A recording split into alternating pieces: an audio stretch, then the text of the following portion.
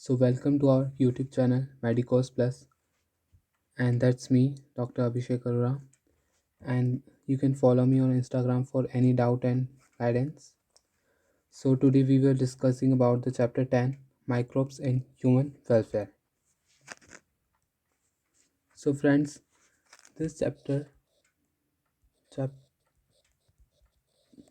this chapter 10 is from your class 12 science biology. Okay, as we know.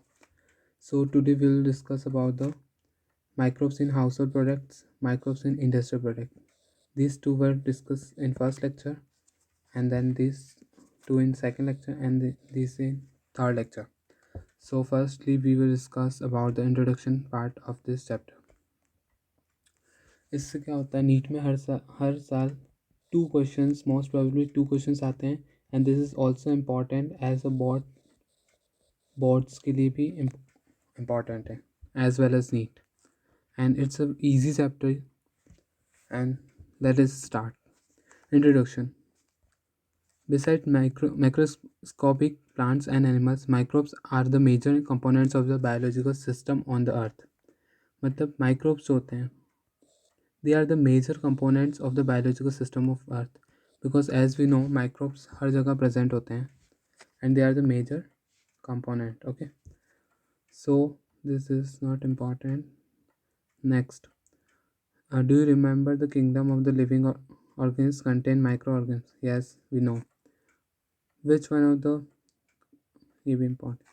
Next important line क्या है, मैंने सारी PDF वैसे ही mark कर रखी है इंपॉर्टेंट से, तो उसको ही पढ़ना for NEET point of view से, बाकी बोर्ड्स के लिए तो सभी पढ़ना. Microbes are present everywhere. This line what से, microbes present everywhere. As we know microbes जो होते हैं वो हर जगह प्रेजेंट होते हैं. As it can also present in a handful of soil. There is a million of microbes are present there.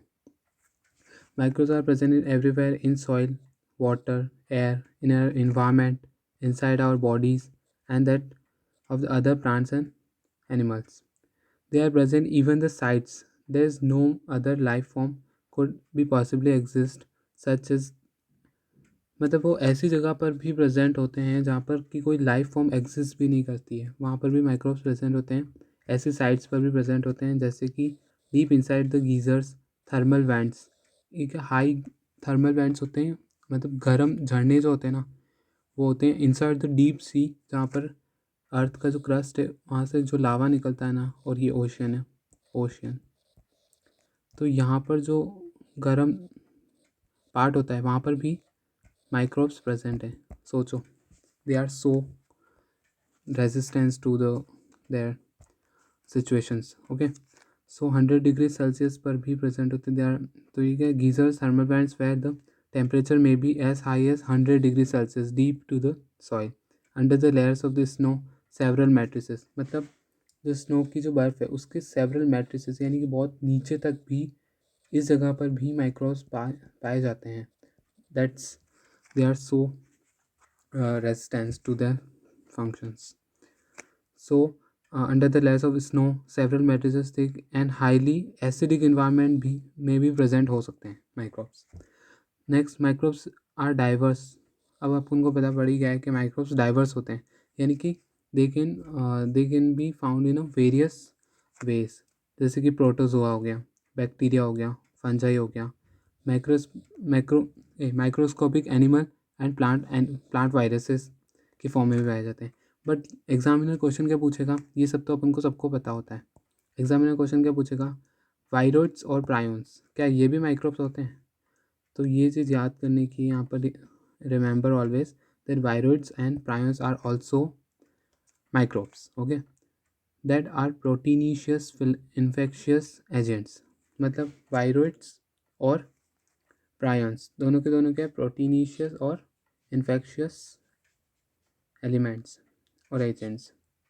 Okay, so we will further discuss about the microbiology. इसके बारे में हम माइक्रोबायोलॉजी में डिस्कस करेंगे.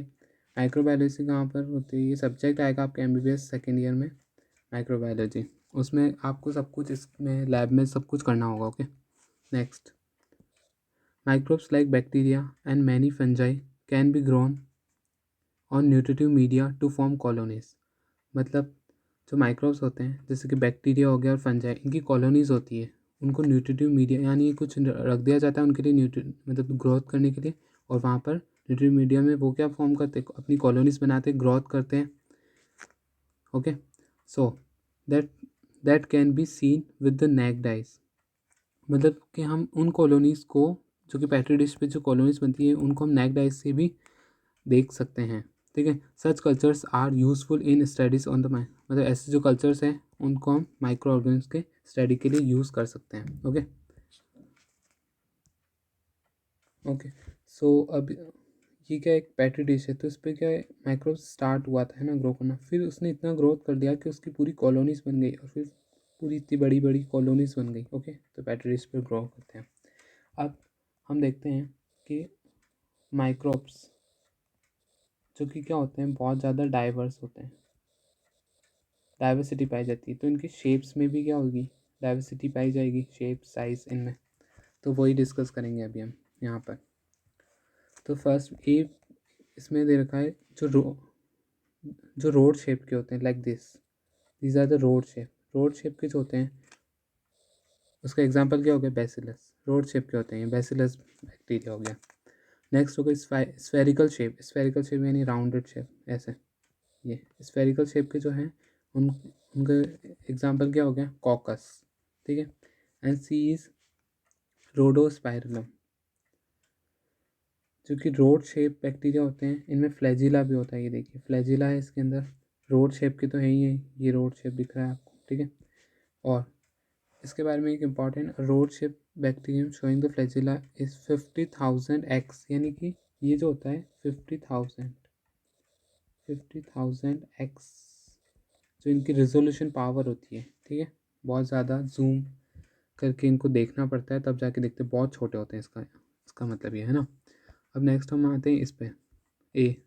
ठीक है, सबको पता होगा, ये तो बैक्टीरियोफेज लिविंग वर्ल्ड चैप्टर में आता है, क्लास 11 बैक्टीरियोफेज। अब इसमें क्या है, this is shape of head, this is collar, this is tail, this is plate and this is pins and prongs. ये डायरेक्ट सीरियल याद रखना, बिकॉज इसका MCQ बनता है नीट में। Okay, and this is the adeno virus. Shape याद कर लो, क्योंकि MCQs में डायरेक्ट क्वेश्चन आ जाता है, बोर्ड्स में डायग्राम आ सकता है बनाने के लिए, तो you have to just remember this. Adeno virus respiratory infections के लिए कॉज करता है, रेस्पिरेटरी इन्फेक्शंस कॉज करता है adenovirus. So that's B. A के लिए तो बैक्टीरियोफेज आपको बता ही दिया, बी के adeno virus which cause respiratory infections. ये जो होता है ना एडिनो वायरस, ये क्या करता है, रेस्पिरेटरी इन्फेक्शंस कॉज करता है। नेक्स्ट है C, rod shape tobacco mosaic virus. Magnify about 1 से 1.5 लाख एक्स, इतना रेजोल्यूशन करने के बाद में हमें ये क्या दिखता है, रोड शेप तंबाकू मोज़ेक वायरस दिखता है, और ये कॉम्पैक्ट रोड शेप वायरस होते हैं, कॉम्पैक्ट स्ट्रक्चर्स में पाए जाते हैं।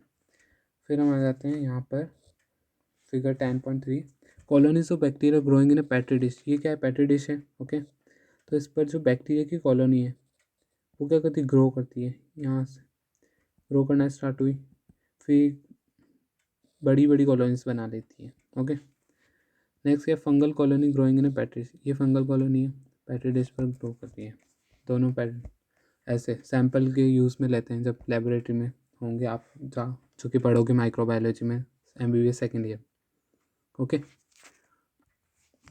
अब नेक्स्ट अपन आते हैं, या so what is given here in chapter 8 you will read that the microbes cause large disease in human beings. ठीक है, they cause disease in animals, plants, but should not take. okay, तो ये मानना चाह रहा है कि ह्यूमंस में, प्लांट्स में जो most of the microbes disease cause करते हैं, ये हमको पता है। ठीक है, पैथोजेंस वगैरह, वायरस वगैरह करते हैं ये, बट ऐसा ही नहीं है कि सिर्फ ये डिजीज़ कॉज करेंगे, क्योंकि बहुत से माइक्रोब्स जो होते हैं वो ह्यूमन वेलफेयर और के लिए, ह्यूमंस के लिए बहुत ज़्यादा इंपॉर्टेंट रोल भी प्ले करते हैं। So you have to think that the all microbes are harmful, it's wrong. Several microbes are useful to man in diverse veg.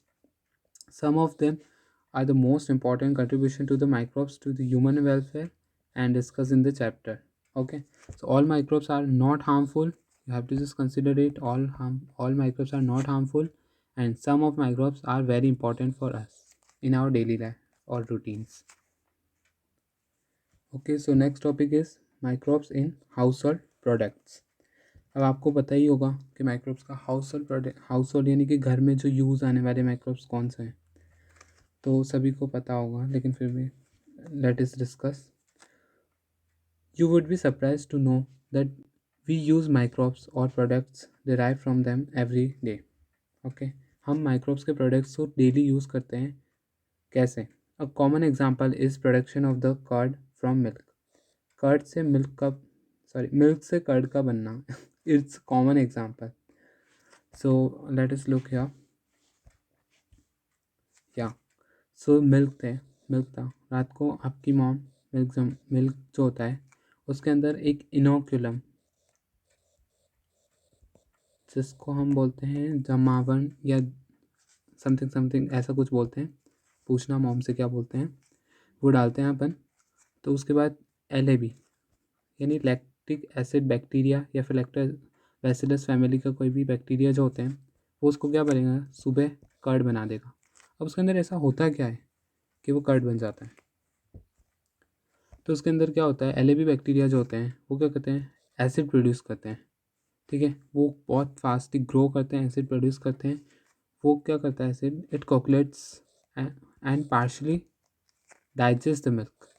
मतलब it coagulates and partially digest, वो क्या करता है, कोकुलेट कर लेता है मिल्क को और बैक्टीरियाज को मल्टीप्लाई करता है फास्टर एंड देन फास्टर, और मिल्क को डाइजेस्ट कर लेता है, और फिर वो क्या बन जाता है, सुबह कर्ड बन जाता है. अब कर्ड बना तो ये how is it important for us. Curd हमारे लिए बहुत इंपॉर्टेंट होता है because it contains vitamin B12. It increase और विटामिन B12. और पता ही है विटामिन B12 का कॉमन नेम क्या है, साइनोकोबालेमाइन.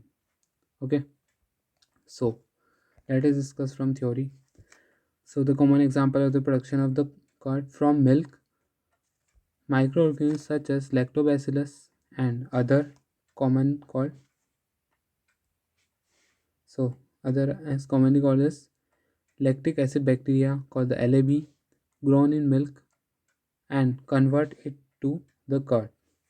During the growth, the LAB produce acids that coagulates and partially digest the milk proteins. सही है, यही तो मैंने डिस्कस किया था यहाँ पे. ओके, सो इट coagulates करता है मिल्क और partially digest the milk protein. A small amount of curd is added to the fresh milk, जो कि नाइट में आपकी मॉम करते हैं. ठीक है, उसको हम क्या बोलते हैं, इनोकुलम. और उसे हम अपनी लैंग्वेज में क्या बोल सकते हैं, एज ए स्टार्टर, क्योंकि स्टार्ट ही करेंगे तभी तो जाके वो एंड प्रोडक्ट बनेगा हमारा curd. Starter contains a millions of LAB. Starter जो होता है उसमें अंदर मिलियंस ऑफ LAB यानी लैक्टिक एसिड बैक्टीरियाज होते हैं उसके अंदर, स्टार्टर के अंदर, जो हम इनोकुलम भी बोलते हैं, और हिंदी में क्या बोलते हैं मॉम से पूछना. Which at suitable temperatures multiply. Suitable temperature, room temperature 25 degree Celsius approx, जो कि गर्मियों में होता है, और सर्दियों में ये जो कर्ड होता है वो बहुत मुश्किल से जो होता है वो जमता है मुश्किल से. ठीक है, इसलिए हम सुटेबल टेम्परेचर 25 डिग्री सेल्सियस ही लेंगे. Thus converting milk to the curd which also improves its nutritional quality. Nutrition quality increase करता है मिल्क की. Curd is more easily digest than milk को डाइजेस्ट करने में फिर भी टाइम लगेगा, but curd is very beneficial for our health and it is easily digestible for us. Improve its nutrition quality by increasing vitamin B12 content, जो कि साइनोकोबालेमाइन होता है विटामिन B12 में, and in our stomach too. मतलब stomach के लिए भी अच्छा होता है ये. The LAB play a very beneficial role in the checking disease causing microbe. LAB जो होता है बैक्टीरिया, वो क्या करता है, अपने जो स्टोमक में जो बैक्टीरियाज होते हैं ना, माइक्रोब्स होते हैं ना, उनकी चेक भी करता है उनके माइक्रोब्स को अपने स्टोमक में. तो ये वही बता रखा कि initially we added the inoculum, it contains millions of LAB bacterias. Okay, ये तो हो गया. नेक्स्ट क्या है, the dough which is use for making food such as dosa and idli is also fermented by bacteria. Dough, dough जो होता है वो इट इज़ ऑल्सो मेकिंग, मतलब डफ, डफ जो होता है ना उससे ही क्या बनता है, डोसा और इडली डफ से ही बनता है।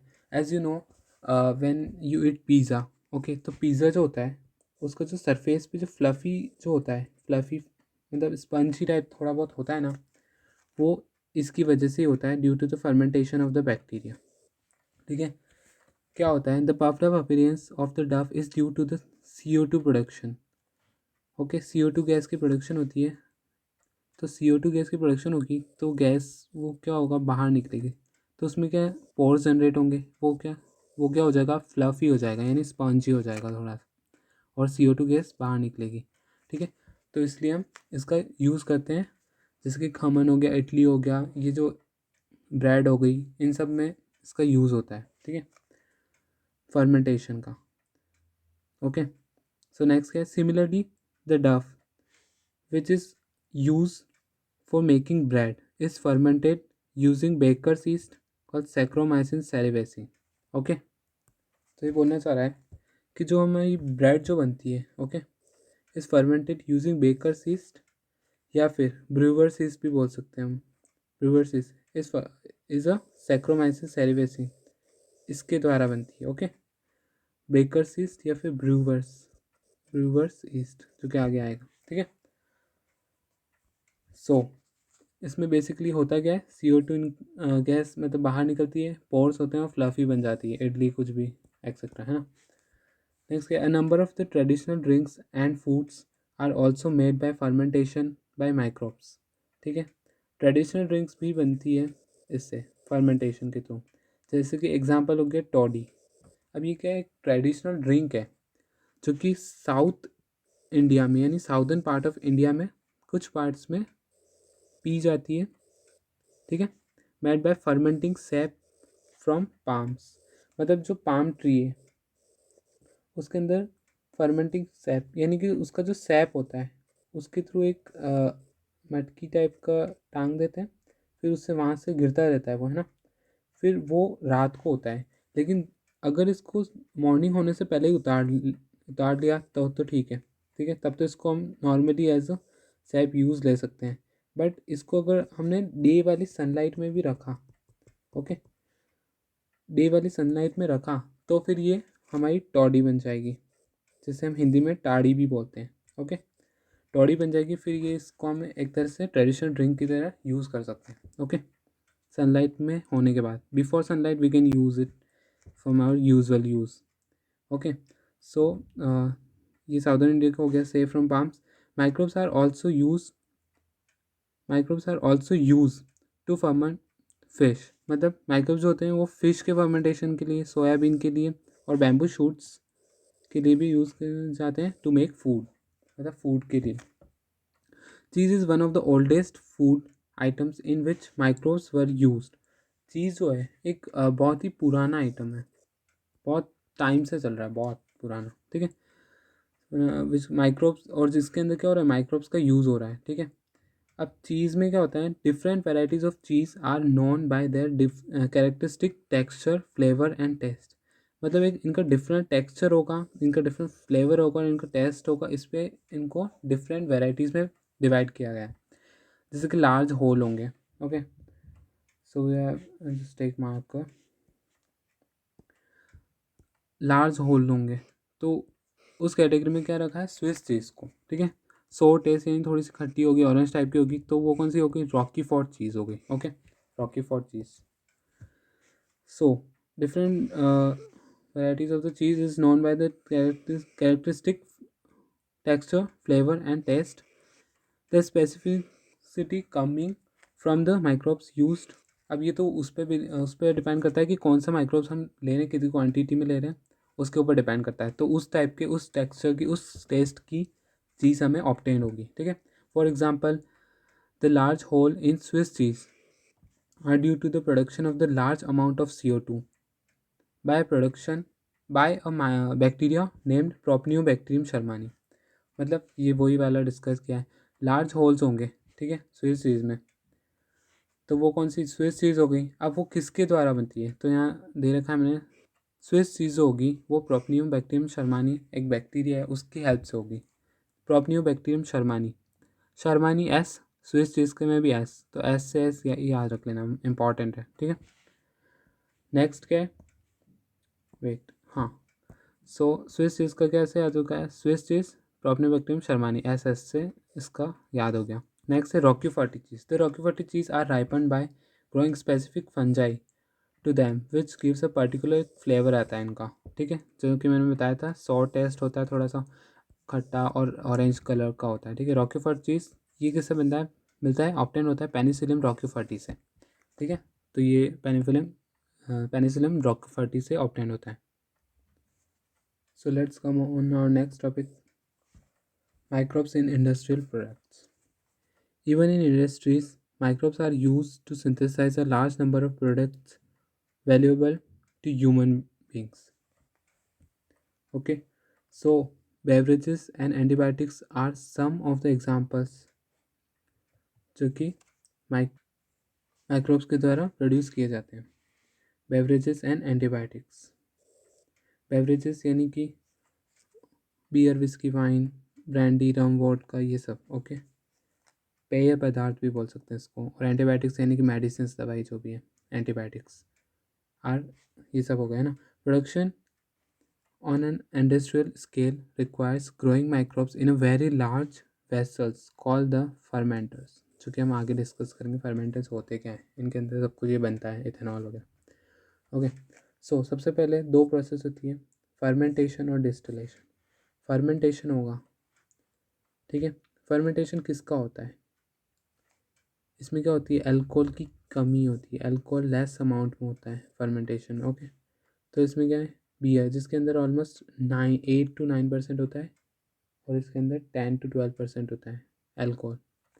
तो बियर और वाइन याद रखना, फर्मेंटेशन यानी विदाउट डिस्टिलेशन पूछे आपसे डायरेक्ट तो बियर, वाइन, और विद डिस्टिलेशन तो ये चारों अपने आप याद हो जाएंगे, क्योंकि आपने ये याद कर लिया तो वो अपने आप जो ऑप्शन में ये दोनों आए तो फर्मेंटेशन यानी विदाउट डिस्टिलेशन लगा देना, अदरवाइज ये सारे क्या डिस्टिलेशन। डिस्टिलेशन में कौन कौन से आते हैं, विस्की, रम, वोडका, ब्रांडी। इनमें क्या होता है, अल्कोहल की जो परसेंटेज होती है बहुत हाई होती है इन कंपैरिजन टू फर्मेंटेशन और विदाउट डिस्टिलेशन वालों से, हाई फर्मेंटेशन, हाई परसेंटेज होता है, okay.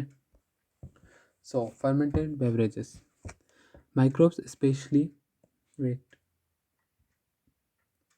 Okay, microbes, fermented beverages, microbes especially yeast have been used from time immemorial, यानी ईस्ट जो है ना उसको एक बहुत ही फ्रॉम अ लॉन्ग टाइम, बहुत पुराने ज़माने से ही यूज़ किया जा रहा है ईस्ट को for the production of the beverage. यानी राजा महाराजा थे ना वो भी तो पीते थे पेय पदार्थ, आपने सुना होगा, देखा होगा मूवीज़ में, ठीक है। लाइक वो क्या, वो भी पीते थे, like wine, beer, whisky, brandy, ये तो नहीं, लेकिन हाँ वो उनके ज़माने में पीते थे, okay. Wine, beer, whisky, brandy और रम, ये सब किससे, ईस्ट से ही बनते हैं, okay. Production of the beverages, ठीक है। For this purpose the same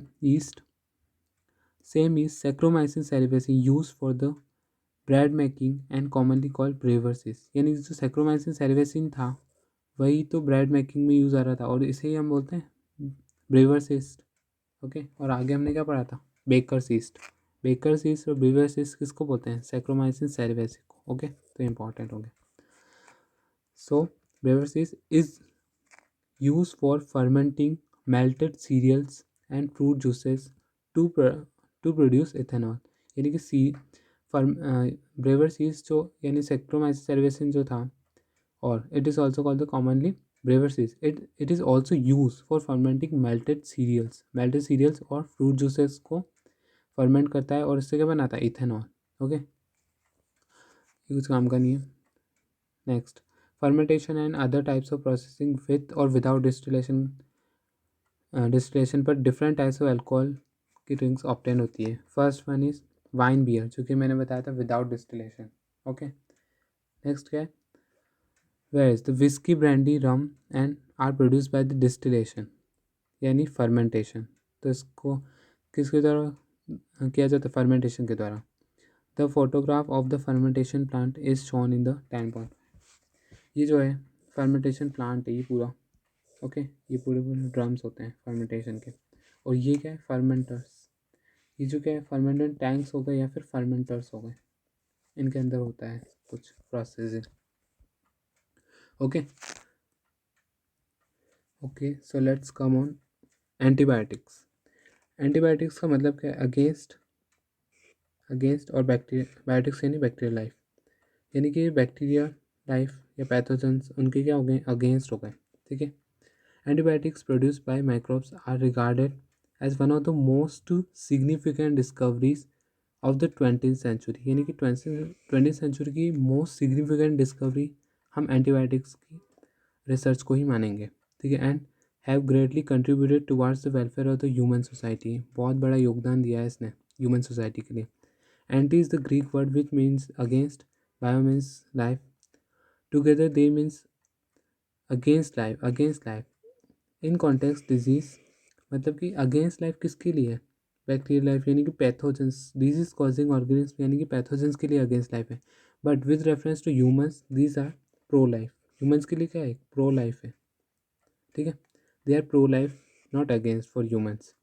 antibiotics are chemical substances which are produced by some microbes and can kill or retard the growth of the other disease causing microbes, यानी कि जो ये क्या करते हैं किल कर देते हैं और सामने वाले जो बैक्टीरिया और इन माइक्रोब्स पैथोजेंस हैं उनकी ग्रोथ को क्या करते हैं, ग्रोथ को रिटार्ड कर देते हैं, रोक देते हैं, स्टैटिक कर देते हैं, ये सब होता है। Okay next, you are familiar with the commonly use antibiotic penicillium, आपको पता ही होगा पेनिसिलिन एंटीबायोटिक है, मोस्ट इम्पॉर्टेंट थी और है।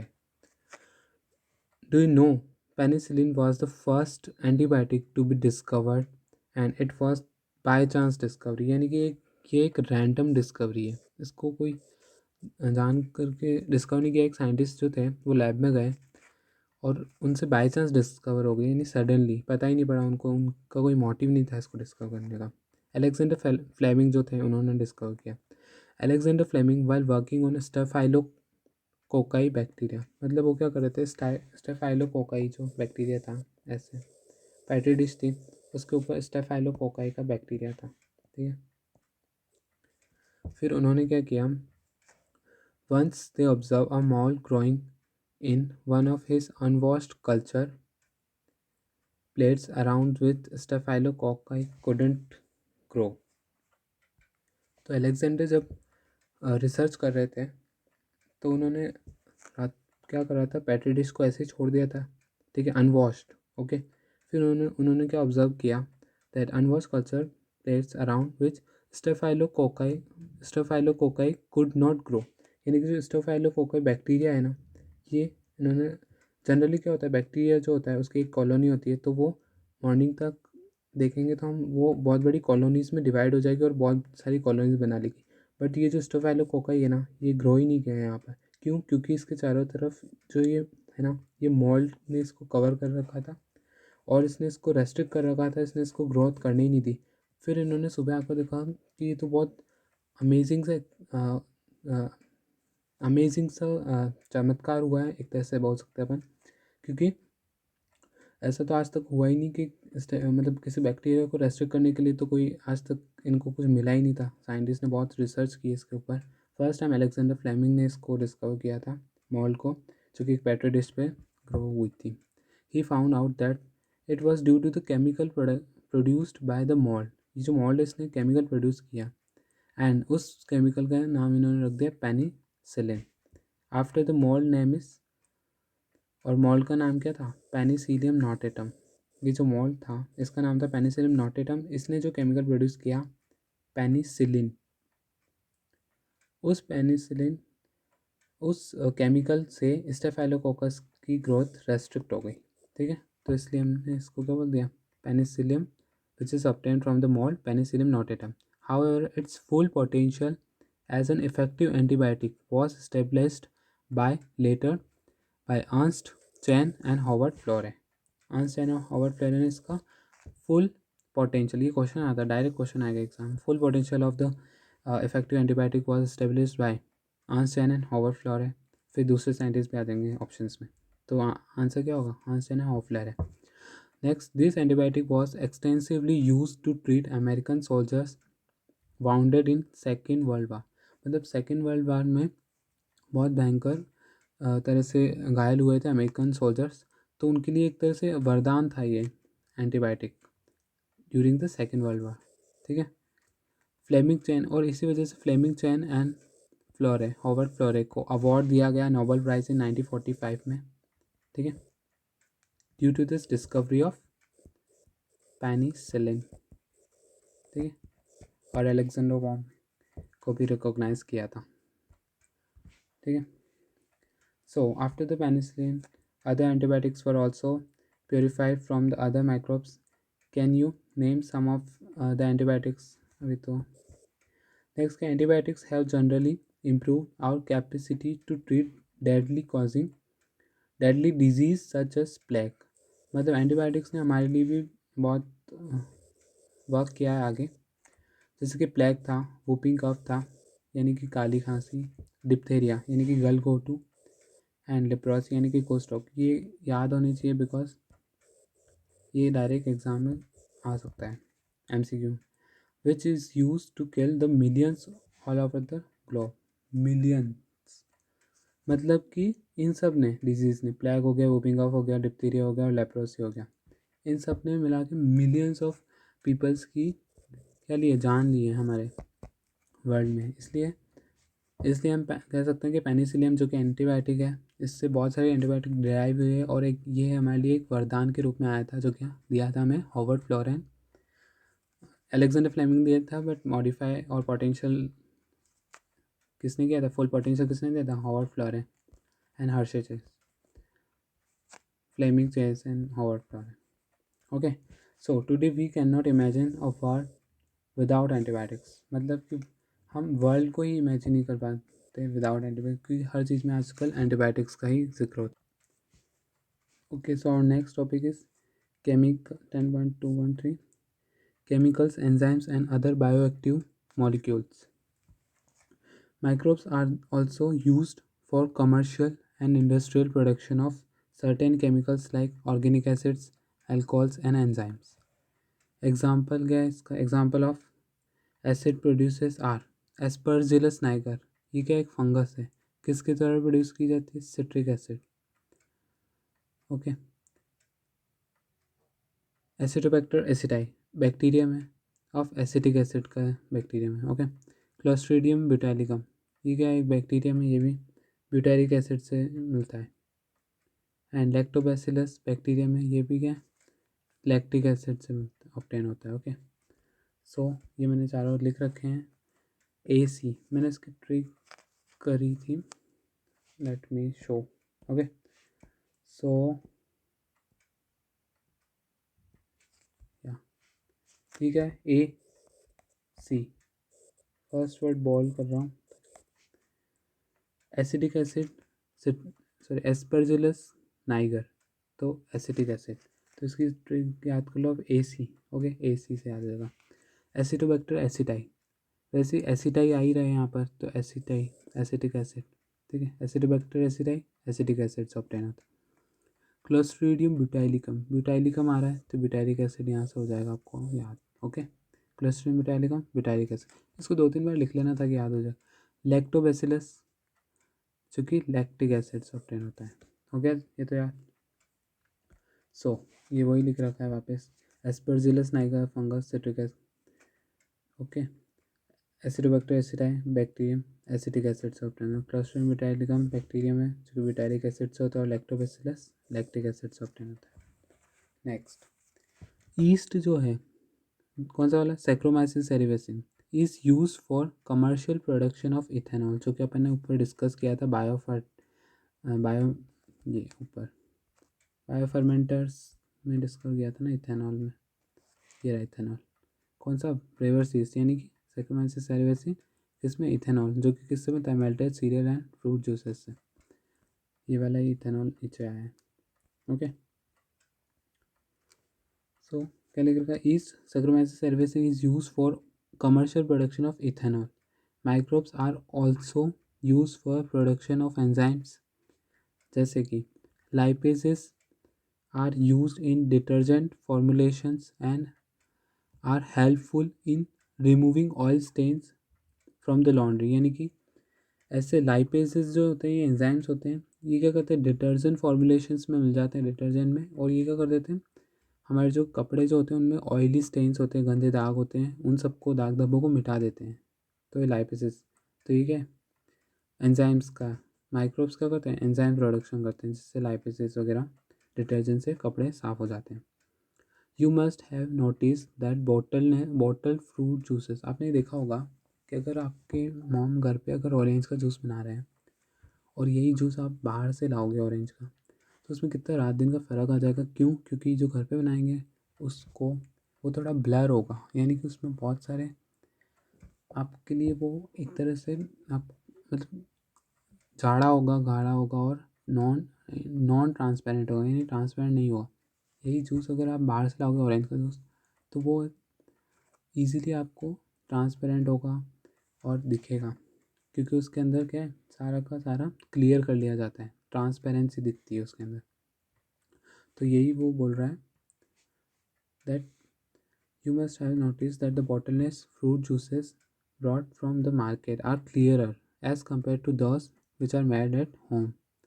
This is because of bottleness juices are clarified by use of pectinase and protease. दो एंजाइम्स होते हैं pectinase और protease, उनसे क्या होता है, इनको क्लियर बनाया दिया जाता है, ठीक है, जूसेस को, जो कि एक तरह का केमिकल ही हो गया।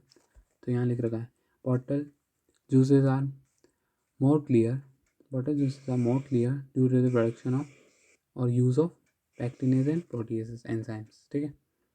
अब नेक्स्ट में आ जाते हैं ये this streptokinase produces by the bacterium, कौन सा bacterium, streptococcus, okay, streptococcus, and modified by genetic engineering is use as a clot buster. Streptokinase होता है जो कि स्ट्रेप्टोकोकस बैक्टीरिया से हमको मिलता है, वो किस लिए कैसे यूज़ किया जाता है, as a clot buster for removing the clots from the blood vessels of the patients who have undergone myocardial infarction leading to the heart। मतलब हार्ट पेशेंट जो होते हैं उनके अंदर क्या होता है, ब्लड क्लॉट्स जम जाते हैं, फैट वगैरह डिपोजिशन, कोलेस्ट्रॉल डिपोजिशन से। तो उस टाइम क्या हम उन्हें स्ट्रेप्टोकाइनेस देते हैं ताकि वो फटाफट जाके डिज़ोल्व करे उस फैट को, और मतलब जो ब्लड क्लॉट हो रहा है उसको डिज़ोल्व करता है और वापस से ब्लड कंटिन्यू फ्लो हो जाता है। अदरवाइज़ अगर वो हम उसे स्ट्रेप्टोकाइनेस नहीं देंगे, क्लॉट बस्टर नहीं देंगे, तो वो क्लॉट जम जाएगा और उसको क्या होगा, हार्ट अटैक भी हो सकता है उस पेशेंट को, ठीक है। तो इसलिए हम स्ट्रेप्टोकाइनेस देते हैं। तो स्ट्रेप्टोकाइनेस क्या होता है, obtain from the streptococcus bacteria and it is a clot buster for patient of myocardial infection, और इससे it causes leading to heart attack भी आ सकता है अगर नहीं दिया तो। अनदर बायोएक्टिव मॉलिक्यूल जैसे कि साइक्लोस्पोरिन है, that is use as an immunosuppressive agent. क्या, immunosuppressive agent in organ transplant patient. अभी क्यों दिया जाता है, क्योंकि इम्यूनोसप्रेसिव मतलब एक इम्यूनोसप्रेसिव एजेंट है। जैसे कि आपने किसी की किडनी फेल हो गई तो उसमें वापस अपने किसी और से लेकर लगाई, तो अपने का इम्यून सिस्टम जो होता है ना, वो अदर बॉडी के किसी भी पार्ट को अलाउ नहीं करता है, तो इसलिए हमको उसको इम्यूनोसप्रेसिव पहले देना पड़ेगा, फिर जाके वो दूसरे के ऑर्गन को अपने इधर अंदर एडजस्ट कर पाएगा, ठीक है। और इम्यूनोसप्रेसिव हमको देने ही पड़ते हैं for a long time also. So cyclosporin A that is use as an immunosuppressive agent in organ transplant patient is produced by the fungus, कौन सी फंगस, ट्राइकोडर्मा पॉलीस्पोरम। साइक्लोस्पोरिन है और पॉलीस्पोरम है, बस, ठीक है। तो इस वजह से याद हो जाएगा। तो इससे ऑब्टेन होता है फंगस से, ये लिख रखा है मैंने यहाँ पर, क्या है, साइक्लोस्पोरिन नहीं, ट्राइकोडर्मा पॉलीस्पोरम एक फंगस है, उससे ऑब्टेन होता है, और ये इम्यूनोसप्रेसिव एजेंट है, और ये किस में काम आता है, यूज इन ऑर्गन ट्रांसप्लांट के। नेक्स्ट क्या, स्टेटिन। स्टेटिन्स क्या है, मोनस्कस परप्यूस से ऑब्टेन होता है। ये क्या होता है, एक ईस्ट होता है, और ये क्या करता है, ब्लड कोलेस्ट्रॉल लॉवरिंग एजेंट होता है, ब्लड में जो कोलेस्ट्रॉल लेवल है ना उसको कम कर देता है। जैसे कि statins produce by the yeast monascus purpureus. Statin जो होता है ना वो एक ईस्ट से प्रोड्यूस होता है जिसका नाम होता है monascus purpureus, have been commercialised as blood cholesterol lowering agent. ठीक है, act as a it acts by competitively inhibit the enzyme, inhibit करता है एंजाइम को, responsible for the synthesis, मतलब कोलेस्ट्रॉल जो सिंथेसिस करता है ना, जो एंजाइम एंजाइम उसी एंजाइम को ये क्या कर देता है, इनहिबिट कर देता है. It inhibits the enzyme which secretes the synthesize the cholesterol. Statins मतलब ईस्ट से ब्लड कोलेस्ट्रॉल लॉविंग एजेंट होता है. ठीक है, तो अभी आज के लिए हम इतना ही करेंगे. नेक्स्ट टॉपिक है जो थर्ड पार्ट, वो हम करेंगे हमारे नेक्स्ट लेक्चर में.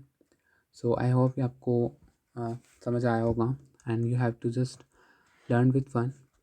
एंड बाकी मुझे बोलना नहीं पड़ेगा कि लाइक शेयर सब्सक्राइब कर देना और बेल आइकन को प्रेस कर देना ताकि मेरा नेक्स्ट वीडियो आए तो आपको अपडेट हो सके. And thank you so much all of you.